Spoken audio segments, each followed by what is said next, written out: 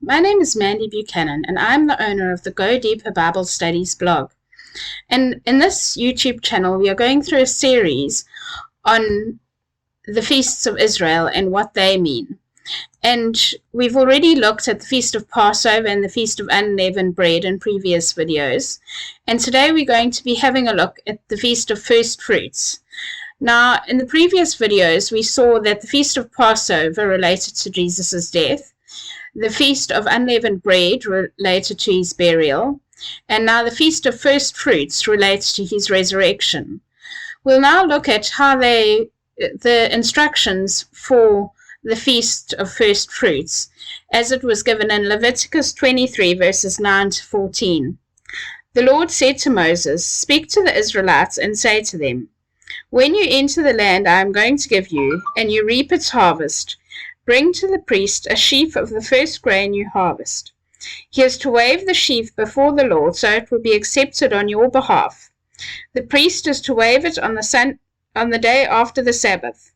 On the day you wave the sheaf, you must sacrifice as a burnt offering to the Lord a lamb a year old without defect, together with its grain offering of 2/10 of an ephah of the finest flour mixed with olive oil, a food offering presented to the Lord, a pleasing aroma, and its drink offering of 1/4 of a hin of wine.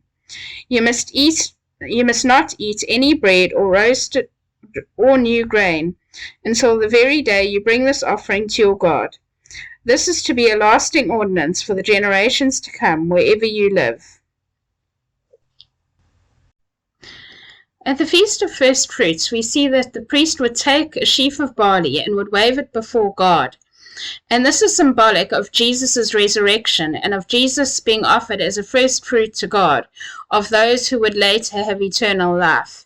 And we're told this in 1 Corinthians 15, verse 20. It says, "But Christ has indeed been raised from the dead, the first fruits of those who have fallen asleep." And when Christ was raised from the dead, he first appeared to Mary. And he told Mary not to touch him because he had not yet appeared to his Father and gone to his Father. And this was Jesus presenting himself as the wave offering to God of those who would inherit eternal life after him.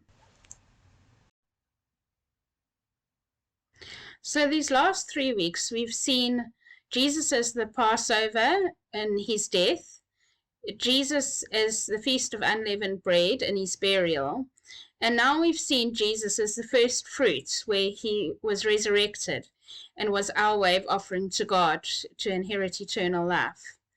And these 3 feasts were held in the month of Nisan. Next time we will look at the Feast of Pentecost, which was held 40 days later. But I trust that you've enjoyed these videos and that you'll join us next week. Thank you and goodbye.